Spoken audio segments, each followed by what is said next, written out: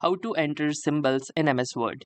So hey guys, in this tutorial I'm going to show you how you can add special symbols into your MS Word document. So as here you can see, this is a sample MS Word document right here, and in this particular video I will show you how to add symbols into this particular document. So in order to add a symbol, you will need to click onto this insert tab over the ribbon, and once you click onto the insert tab, you will be shown a different types of options that you can insert into this document. Now in order to add symbols, you need to click onto this symbol button at the top right corner of the ribbon. Once you click onto this insert symbol button, you can see some symbols which are listed here.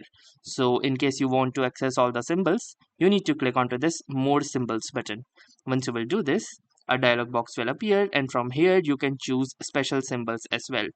Not all the symbols are listed in a particular category, thus there are a lot of different types of category which you can access by clicking onto this drop down button. So here are some different types of categories of symbol, and you can use any of the category as per your specifications.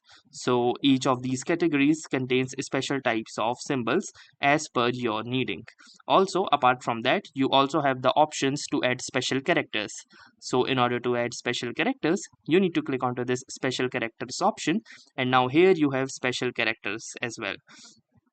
So you can add any special character that you want. So in order to add a symbol, you can choose any symbol of your want. So for example, let me choose any symbol which I will add here. So for example, let's say this particular symbol right here.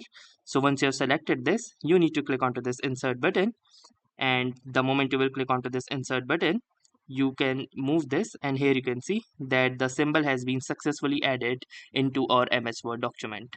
So that's how easily you can add symbols and special characters into your MS Word document. So that was all for this particular tutorial. I hope this tutorial was helpful to you. If this was helpful to you, do consider giving it a like. Tell us in the comments how it went for you, or if you have any suggestions or questions to ask, then ask them in the comments. Thanks for watching and have a nice day.